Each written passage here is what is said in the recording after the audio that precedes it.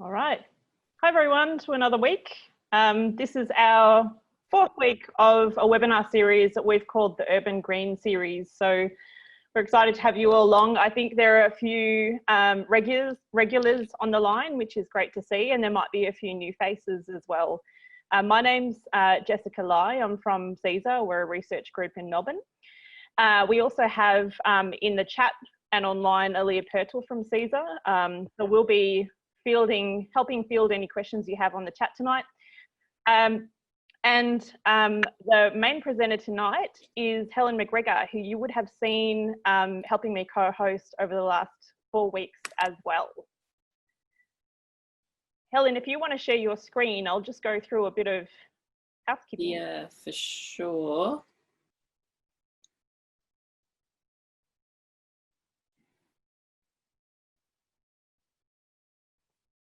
Excellent, thank you. Just flick to the next slide. So just a quick bit of background before the housekeeping.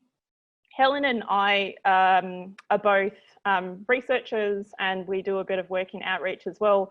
And we both have absolutely huge interest in gardening and all things urban agriculture. So we're lucky enough to be doing a bit of a small research study and outreach initiative looking at how to boost plant health and plant biosecurity in cities, and particularly working with anyone interested in urban agriculture. So just so you're all aware, we are recording this session so we can make this video into an outreach material later on, and I always send the group the finished video so you know where to find it in case you want to share it with your networks or watch it again. We do use the Annotate feature a little bit in these sessions. So after a talk, sometimes we do some activities, and I'll go through the Annotate function if and when we do, for those who aren't used to using it. And we will, just so you're all aware, we might be asking a couple of questions at the end of this session just to get a bit of a feel for how you found the sessions, and just to get a little bit of discussion going around gardening in general and some of the challenges you've encountered and some of the things you'd like to learn about. So we really encourage everyone to get involved with that. You can raise a virtual hand at any point if you have a question, and the speaker can stop and take your question, or you can put your questions into chat and we can read them out for you, or you're more than welcome to take yourself off mute and ask that question to the speaker, and Helen will be stopping now and again to make time for questions, and of course we'll have a chance at the end to field any questions as well. Have I missed anything, Helen? I don't think so, Jess, thank you. We'll, if anything comes up as we go along, then yeah, we can remind people or bring it up then. Perfect. So we might go to the next slide. This will give us a chance to get a little bit warmed up using the Annotate feature. Okay. So some of you might have seen this slide from the first week. It's obviously a side of Australia. The project that we're working on is very Melbourne focused, but that's not to say that this webinar series is not for everyone around Australia. We're really interested in finding out where you're all sitting at this point in time. So if you can all have a look at your Annotate function, I'll tell you how to get there. All you need to do is go to the top of your screen, and it says something like you are viewing Helen McGregor's screen. Click on View Options, scroll down to Annotate, and it will bring up a toolbar. And you can then choose a stamp, heart or a cross or anything you like, and you can place that right in the location that you're sitting right now. I've just placed mine there. So we might spend just 30 seconds while someone's playing around with the arrow function, while everyone just places a little symbol where they're located. Like we've got most of the crew from Melbourne. Yeah, or somewhere close. Somewhere close. Potentially someone who moves around Victoria quite a lot. Yeah. Which is a bit of a worry at the moment.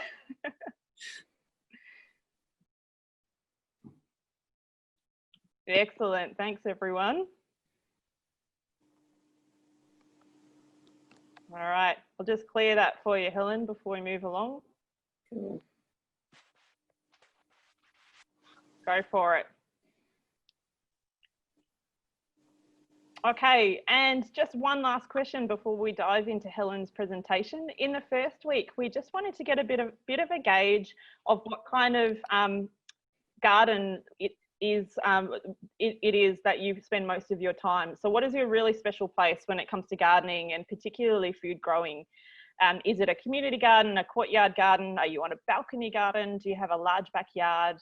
So I'll just give everyone half a minute to place a symbol on what kind of garden they spend their time in and where they grew their food crops.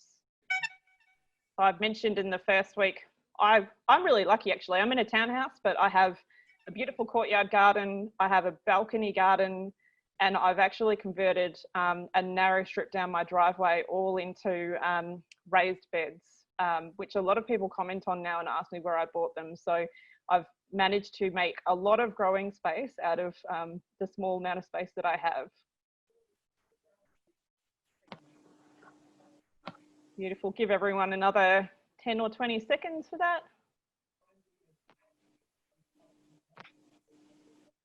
Few courtyard gardens. Excellent. You can do so much with them. Great. All right. I'll clear that screen for you, Helen, before we move along. Awesome, thank you. Clear all drawings. All good. All right. So I'm going to hand over to Helen now. Helen's got a really interesting talk for everyone. It's about garden hygiene, but thinking outside of the box a little bit as well. So we hope you enjoy it. Thanks heaps, Jess, and thanks everybody for sharing where you all are geographically and in terms of your gardening. Jess, I'll just double check with you. Can you see my screen shared as a full screen? Okay. Perfect. Awesome. Thank you.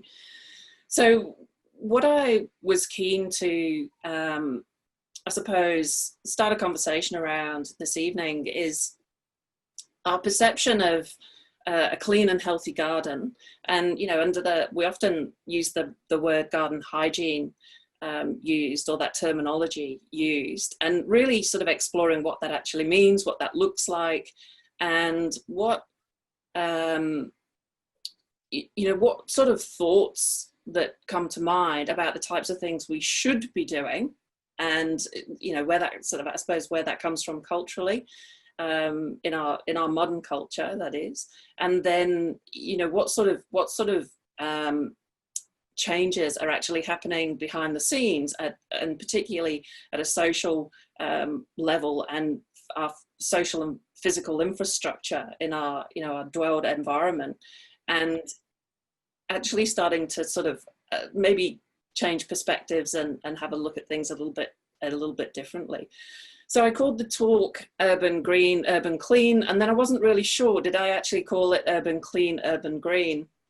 And when I started thinking about that, what I realized was that there's some tension between those two things potentially, because when we think about, you know, biodiverse, very green landscapes, then we don't necessarily think about clean, this perception of clean, neat and tidy, hygienic space. We think about, you know, wilding and sort of getting out in amongst nature and you know, really being in amongst life in that sense. So that was sort of something that I wanted to try to have a look at in the context of our backyards. And this, one of the reasons for this is I'm really interested in some of the emerging work at the moment, where there's, you know, more examination going on around human health, both physiological and mental health, and psychological and physical responses to our environments, and comparing our built environments with, you know, what would be classified as more biodiverse or wilder environments, and what that actually means for us in terms of our health as a society, and then, you know, maybe about the I suppose, reflecting on the types of spaces that we're actually creating for ourselves, or the spaces that we're supporting to be created on our behalf when we're thinking about, you know, urban planning and those sorts of things. And if you jump onto Google and you have a look around, you'll find heaps and heaps now emerging in the literature, and some of it's sort of in the, I suppose, in the popular press as well, around these concepts. So this is a very familiar cityscape to many of you, I'm sure. And I suppose, you know, cheekily, I took this picture, and I actually, I really liked the vista when I took it, but when I sort of looked at it a little bit more closely, and particularly in the context of what we're thinking about tonight, I realized that it's actually a very homogeneous landscape that, you know, that sits sort of around our cityscapes in many ways. And I started seeing it, I suppose, from a slightly different perspective. And particularly if we compare it with Elia's beautiful imagery that you know, we've offered for you as part of this series in our slide presentations, where we've got this, you know, very much more diverse environment, and sort of starting to think about how do we go about, so how do we translate that into our backyard environment? And many of you have already, you know, shared with us what that environment looks like for you. And for most of us, it's going to be a relatively small space. So starting to think about how do we create and craft these natural, green, biodiverse environments, and still, are we still able to maintain the garden hygiene and, you know, the practices, the tools and tips that we've been hearing about in these presentations, and that we, you know, we read about and we explore for ourselves as gardeners, and particularly as food gardeners. So just having a little bit of more of a think about that. And, you know, there are lots of ways that we can explore growing food or growing plants in a backyard. And this is a paved, fairly traditional paved courtyard in the back of a Brunswick terrace with some straw bale veggie beds getting started off and some propagation going on down the bottom. And this was what this garden looked like a few weeks later. And what I wanted to offer was that, you know, for many of us, certainly we've explored these alternative approaches, but most commonly when we think about food production or gardening in a productive sense, we more commonly think about, you know, the market garden style approach, with veggies in rows, very clearly identified, enough space between them, all of these sort, you know, clear ground and bearing out ground seasonally, those sorts of things. And although I think gradually we're moving away from the extreme or the polar end of those sorts of practices, I wonder if that still sits as a sort of, you know, a fairly deep set paradigm in terms of what we do. And I know for many people, the practice of growing vegetables and creating rows is still, you know, and it can be a very therapeutic part of that practice. And I suppose questioning, you know, where's the balance in terms of creating a garden that we can manage and steward ecologically, and creating these biodiverse spaces that are going to be productive, beneficial spaces for us to spend time in.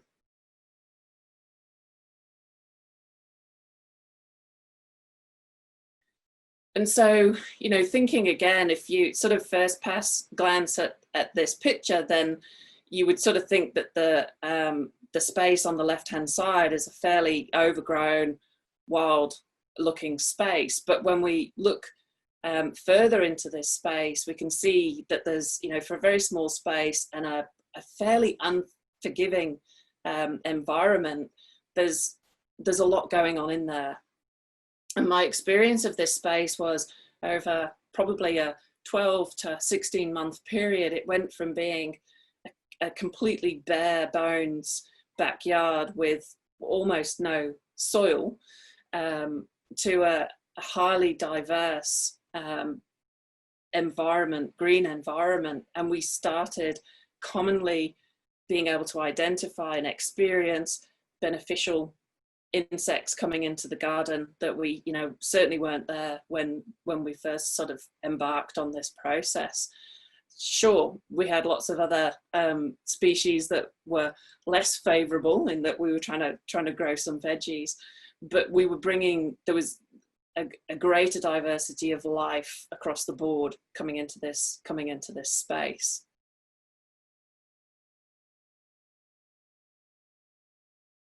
So raising the question, can we be clean, or how can we be clean and be green? So how can we achieve both of those things at the same time? You know, where's the balance? What are the critical factors that we really need to pay attention to make sure that we don't slide off either end of that scale? And what do our, you know, the various environments that we have available to us offer in terms of achieving that or not? And I've put these two pictures up just to demonstrate, you know, a fairly classic raised bed garden. This is part of a community garden, and it's a, you know, fairly traditional setup with raised beds, an environment surrounded by housing. It's set up on a vacant block. It's a grassy block with lots of beds, fruit trees and other food producing plants around the outside, but a lot of soil. So a lot of access very easily to what would be considered a great growing environment, and naturally quite a green environment. And it really supported and facilitated that, as you can see in the picture, compared to an environment which would be probably much easier to keep clean, if you like, or hygienic, but it comes with its own challenges. And asking, you know, is this an environment that helps or hinders compared to our more traditional thoughts around the community garden style, or the, you know, the backyard growing style, and offering that it doesn't matter what the space is that you're working in. If you apply some basic principles and understand the application of those principles in your context, then you can do a lot within that space and maintain a very healthy, biodiverse environment. So just before we jump into the rest of the talk, and this might be a good chance to take any questions if they've come up already, but asking you to go back on to the Annotate function. And I was just really keen to better understand everybody's thoughts and understanding of this concept of integrated pest management. And just in the top box, if you wanted to put a star or a heart or a tick or a cross, or just to show if you've heard of IPM principles, or you know something about them.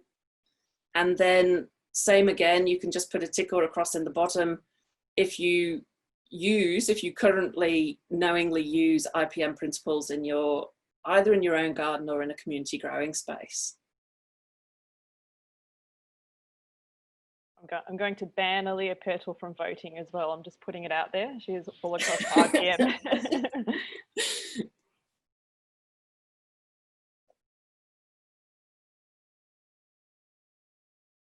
That's fantastic. Lots of activity in there.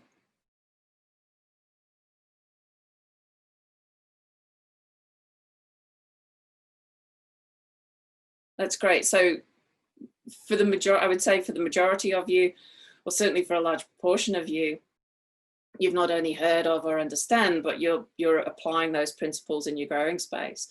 And I know from one of the surveys that we did previously, we've got quite a lot of experienced gardeners in the group. That's not always the case, and particularly in, I think, some community gardens, then often there's quite a wide range of experience. The other part of that is using IPM as an example. There are often practices, ways of thinking, ways of approaching things that we might not necessarily apply directly to, you know, in a slightly different context. So as we sort of go through the slides, and I don't think that I'm going to necessarily give you any information that is, you know, revelationary and has been hidden from view. But what I'd like to try to do is to start to ask you to think from a broader perspective about what else can I do. So if I'm doing these things and I understand them against these principles, what else can I be doing in my garden, or what haven't I considered? Or can I apply a different perspective to this? Helen, before you move on, there's just a question around the definition of IPM. Will you be covering that? I hadn't intended to, and my sense is, Jess, that you're probably way better qualified than I am to speak to that particularly concisely. So if you were happy to offer, or Elia, happy to offer a definition.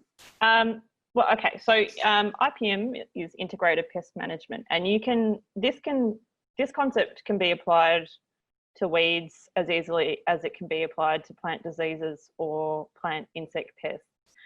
The basis of IPM is that you have a grounding in knowledge, whether that's knowledge of the insect pest biology or the disease pathology, or for instance, when a weed is likely to sprout during the season. And it's about choosing the best practices to mitigate the impact from that pest or that weed. And those practices are generally drawn from three categories. They could be chemical, but there are also an awful lot of tactics that you can use, particularly for insect pest management and of course weed and disease management, that come from the category of biological control, which we've spoken about in the past. That includes natural enemies like your spiders, parasitoid wasps, and it can also include diseases of particularly weeds or invertebrate pest species that we don't see an awful lot, but there are certain diseases of them that are called entomopathogens. So there are types of fungi that can impact on these pest species. And it's also about thinking about your more cultural controls, so non-chemical action options that you can use to reduce the impact. So it might be to do with when you sow a seed in the ground, for instance, to make sure that plant has the best chance of growing in a healthy way. So it's about using all of these options in an integrated way, not just relying on one option like chemicals. Great, thanks, Jess. And I suppose just to, whilst Jess was giving you that overview, to add to that, so my background is in veterinary science. So I have a veterinary science degree, and I've worked in the veterinary profession and then in farm businesses increasingly, then with a developed interest in alternative ways of growing food, and then more and more so in the urban and peri-urban ag space, probably in the last 5 to 8 years maybe. But going back to IPM, it's a concept that we use whenever there's the possibility for disease or pest species to invade, if you like, or be transmitted or create a disease or pathology in any ecological system. So it's applied across food production systems, farm systems. It's applied in livestock farming systems as well. So it's a very broad term, as Jess described, that captures an integrated and a much more holistic approach as well. So just unpacking that a little bit. And in this slide, what I've done is contextualized some of the principles of an IPM approach in a backyard growing situation, where, and reflecting back on some of the talks that we've heard from already in the previous weeks. And what we can see is, creating the diversity, the biodiversity from an environmental perspective, so that we can support a variety of species. And that's beneficial insect species, it's a variety of plant species, that we look for opportunities to monitor. And I've got that little thought bubble against a fruit tree, because looking for easy opportunities to monitor what's going on in the garden without having to know everything and every change that occurs to every plant species that you've got in the garden. Think about what resources you've got available to you. What's your toolkit? So as Jess described, this is an integrated process of using a number of different resources, so that they sort of consolidate and support what you're trying to achieve in terms of pest management and in terms of that outcome. And in this picture, you can see there's a shed. So presumably there would be physical tools in the shed that you can use in the garden. There might be other products and inputs that you can use in the garden. And there's also a chook system at the back. So, how are you using chooks in your garden potentially as part of this process? What are your networks? Or I've said e-networks through the window of the house. So we heard about iNaturalist. So when we're monitoring, how are we finding out that information? Who are our trusted networks and who are we going to? How are we, building our intel and our information networks and resources to support our decision-making process? And using materials that we've got at our disposal. And, we heard some great tips, both from Lizzie and Elia, around how we create environments for beneficial species, and then also how we create environments or opportunities that various insects might want to habitat, and then we can actually check those environments out and find out who's there. So, working out how we do this easily in the garden space and with the resources that we've got available to us is all part of this process. And I think quite often we try to apply information in its absolute form, rather than looking at the environment that we find ourselves in and saying, okay, what am I already doing? What more could I do? And how could I do things and, make them a little bit better than they already are? And some of the key aspects of this from a broader perspective, in terms of, what can you do? What are your broad approaches to your garden, looking after your garden and maintenance, that are actually going to support these other inputs and practices, your monitoring, and other techniques that you're using in the garden, so that you're actually reducing the likelihood of disease transmission. You're reducing the likelihood of diseases, pests and diseases coming into your garden.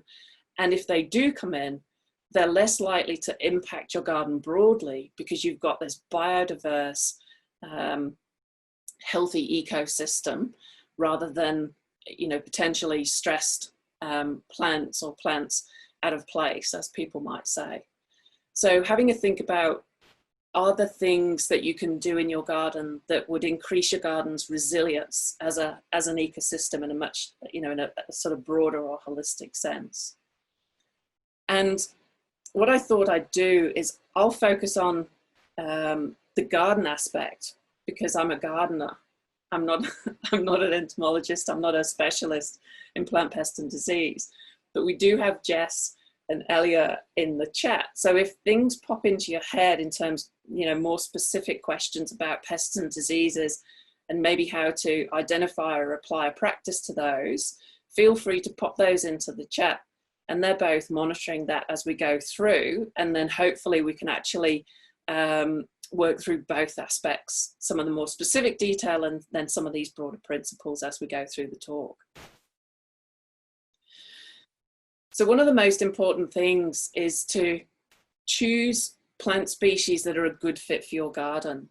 And this picture that I've put up here, you know, there are some fairly rapidly growing brassicas in very small pots with not a lot of soil and probably problems watering them.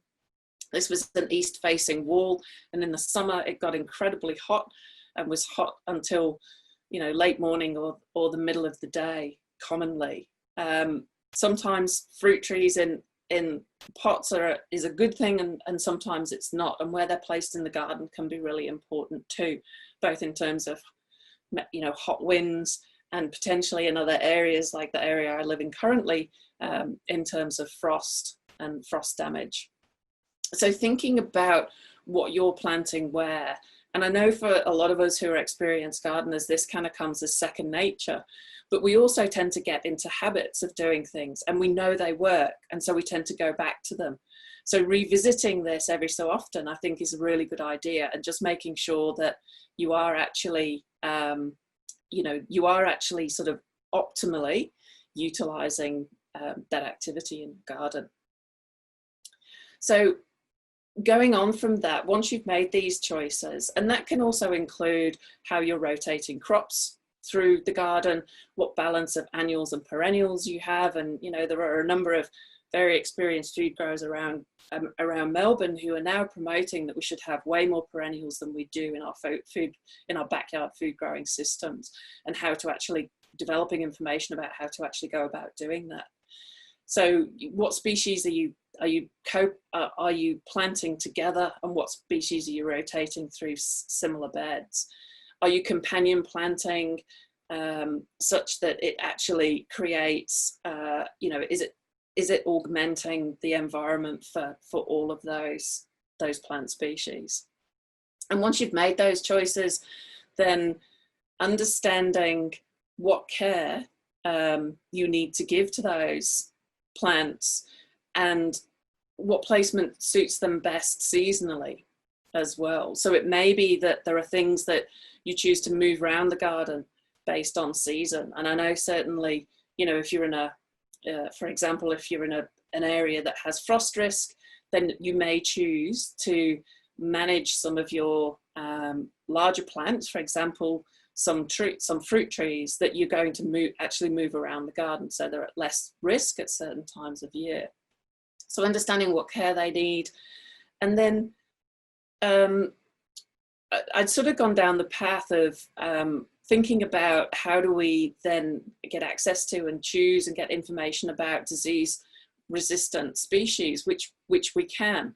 But what we can do as backyard gardeners is actually preference heirloom varieties.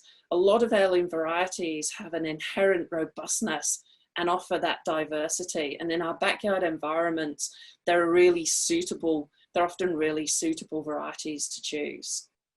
So thinking about where you're sourcing your plants from, if you have particular disease problems and you know about those, it may be that you want to find varieties that you know are accredited in terms of their resistance to particular diseases. But otherwise, if you're not already doing so, then thinking about where you're sourcing your seed stock or your seedling stock from. I'm not going to go into any details around the actual, practical aspects or the physical aspects, if you like, of soil testing. There's a lot of information around, and it obviously depends very much on what you're exploring there.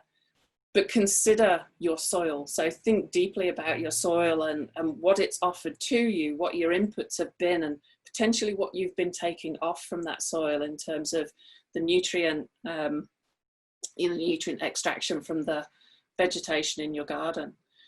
What are the soil's needs, and how are you going to plan into your garden rotation to replace those?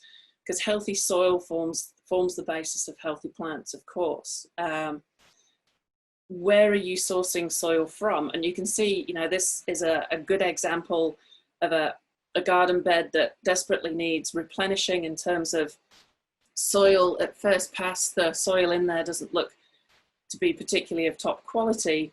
And so if you're going to replenish that garden bed, where are you going to source the soil from? You know, making sure that you're less likely to actually bring in material that is undesirable in terms of doing that.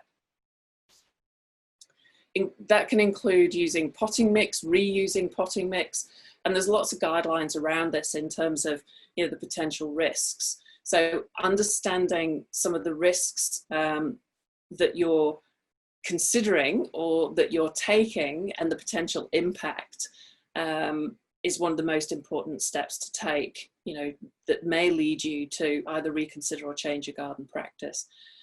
In the background of this picture, we've got a greenhouse. And again, this is in a community garden, so it's a shared space. So access to tools, potting materials, and being considerate of how they're being managed and maintained is also really important in this context.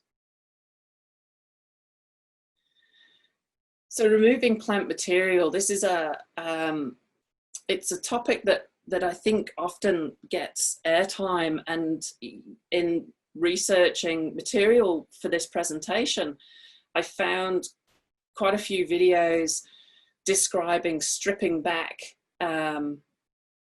areas that had diseased plants, or where there was I suppose an overwhelming infestation of either a pest species or a plant disease, and actually stripping those areas right back and bearing out that ground. And certainly under certain circumstances that may be necessary, but I would hope that by applying these broader principles, you can avoid that happening. And this practice of seasonal cleaning in gardens, in terms of stripping back large amounts of plant material, is really falling away in terms of a considered practice, because it doesn't support the regeneration of the soil in terms of maybe using some of that plant material, if it's healthy, as green manure, and it certainly doesn't support maintaining environment for beneficials in our garden. So being really considerate about which areas, if you are stripping back, which areas you're stripping back. There's a friend of mine who has a saying, which is nature implores a vacuum. I don't know whether that's his or not, but certainly, you know, my experience in large scale food production is, if there's a bare area of ground, it is very quickly filled, and quite commonly by things that we would rather not be there. So if you like, plants out of place that we don't necessarily have a choice around who occupies. So having a think about how you're bearing areas out in your garden, making those choices really carefully is really important. And what about watering? Certainly in our environment, in the Australian context, it's an absolute point of tension, and some years much more so than others. This year, probably less so. But you know, let's wait and see what happens. It's really important to understand how watering affects plant health. When we water is important, and how we water is important. Not watering leaves at certain times, watering earlier in the day rather than later, are all more, they're going to generate a more consistent, healthy outcome for your plants than choosing otherwise. But one of the things that I really wanted to draw your attention to was how we actually go about monitoring plants' response to our inputs. And water is one of the most, I suppose it's the most common or the easiest to describe. So if we have a look at this diagram, where we've got moisture levels as too dry and pink, just right in the purpley colour in the middle, and too wet in the darker blue at the top. And just right, and this is a demonstration, it actually comes from Very Edible Gardens. They very generously donated this diagram to me today, so I didn't have to draw it up for myself, from their wicking bed info. And what it's demonstrating is, if you have a water reservoir as an example, or a system that that allows plants to uptake water as they need, then they can maintain this just right. You know, they can maintain themselves in this just right zone. Whereas if we apply water, either through irrigation that comes on and goes off, or through actually physical watering, then we'll get this response where commonly the plants become too wet, and then they become too dry, and then they cycle through. One of the things I wanted to draw everybody's attention to, that I think we tend to forget, because we see the world through our eyes, and of course we do. What happens with plants is their sine wave response to inputs is delayed. It isn't immediate. So the plant's response to being overwatered wouldn't be seen until somewhere out here in terms of time frame, and again somewhere out here. So just thinking about how you're monitoring in your garden, how you're monitoring change over time, can be really important.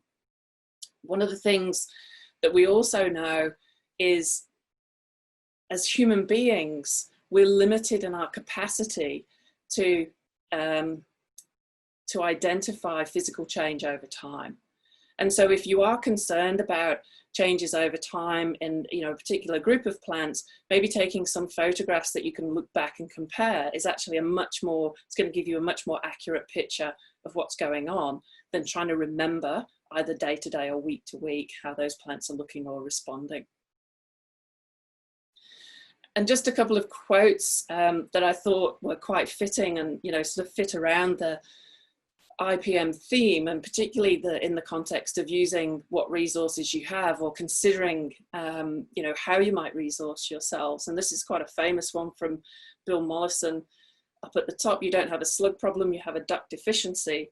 And an orchardist from Northern Victoria, who's an IPM advocate, and he offered that he feels he has thousands of eyes on the trees and legs on the ground working hard every day and night to keep the orchard healthy. And he added, even better, I don't have to pay them. And he's referring to the beneficial species that have built up over time through his, you know, his integrated approach to maintaining the health of that landscape. So commonly when we're talking about garden hygiene, or we're talking about inputs and outputs and the, you know, risks associated with gardening, commonly the things that come up are seedlings, seeds, soil, and compost. And so I felt that it would be remiss of me not to mention compost. For all of us, it should be a big part of what we do in the garden, and particularly when we're growing food. And having a compost setup that suits your space is really important, and trying to monitor what your inputs are and recognizing that they are going to be outputs at some point. So they are going to go back onto your garden, and having a level of confidence in that, in terms of the fact that you're not going to be, you know, either accelerating disease transmission potential, or, you know, actually putting out material onto the garden that isn't going to be healthy and helpful for it. There's a lot of detail and discussion, a lot of resource available around the different approaches to composting, but bearing in mind that many seeds, pests and diseases, if your compost isn't up to scratch, if you like, then the likelihood or the level of confidence that you're going to manage those through that process isn't going to be high. So just be careful about what you're choosing to put through your compost, in with your chooks and into your worm farm, if you're then using those resources elsewhere. And making sure that your compost system's functioning really well.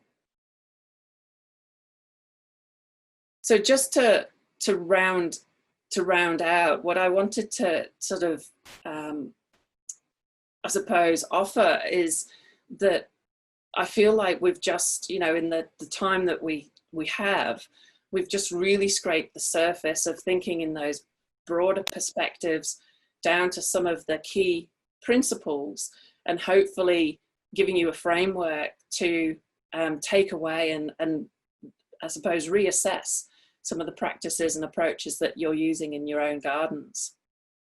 And that being considerate of the fact that, you know, the community garden space or the shared green space is is a concept that's growing quickly. It's something that historically areas of crown land or commons it was a much more familiar, if you like, way of using shared areas.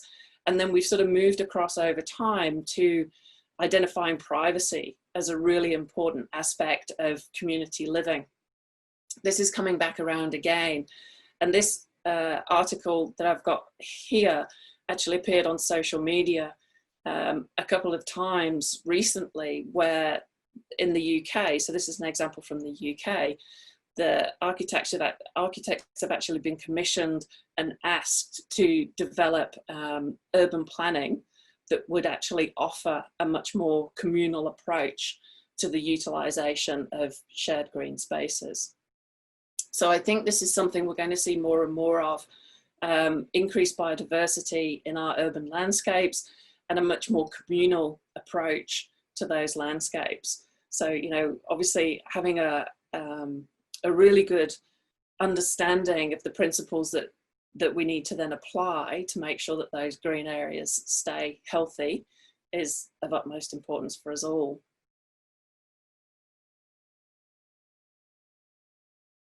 So that's all I have in terms of the, I suppose, if you like, the information overview or the technical overview. Before we move on to a few reflections on the course, reflections on your activities as gardeners, maybe we might see if there are any questions. Jess? I might give everyone a minute to put any questions on chat or speak up if you have a question. But the chat's been busy while you've been speaking, Helen, and that was a fascinating talk. Yeah, Jess, so I will completely fess up. I often have the chat open on a second screen, which is a trick I developed when I was teaching large groups of students online over the last few months, and it became so distracting because of the activity I actually turned it off. So I lost track of what was going on there. Well, we've had a good question and comments about moving things like worm farms interstate and where to go to for advice on that and what the regulations are and what's the risk there. And a question and some discussion around raised beds and particularly around, you know, drainage. Do you have suggestions on how to achieve good drainage with your raised beds, Helen? Because that's, of course, quite important when it comes to garden hygiene and plant health as well. Absolutely, and that, you know, that ties in very much to the to that slide with the you know, watering and achieving that optimal saturation, if you like, or the optimal amount of water for your beds. I suppose the question is what type of raised beds. So there's a couple of things around that. What is the base that the raised beds are sitting on, and then what's the material that's in the raised beds? And because there is no one size fits all in terms of setting those up. So they need to be set up so that they are an appropriate fit for the environment that they're going in. Because obviously there's quite a big difference between having raised beds on soil or on grass and having raised beds on a concrete slab. For example, the height of the bed and the type of material that you're putting in there are also two of the most important things. And speaking from secondhand experience, and some of my own, I will add, is that soil is not soil, and knowing when it's appropriate to have potting mix versus soil, what type of mix is most appropriate, you know, the growing medium, how to decide what blends you put in it isn't a sort of simple one size fits all answer. So getting some advice from a trusted source is what I would offer there, so that it suits your context. So thanks everybody. That's all I have for you this evening. And certainly thanks for, you know, for sharing with us all your experience and what you've taken from this, and it, you know, it will certainly give us some food for thought about how we can continue to support the gardening broadly, urban production, but yeah, the whole concept of creating a greener urban environment. It's been great having you along, everyone. Thanks so much.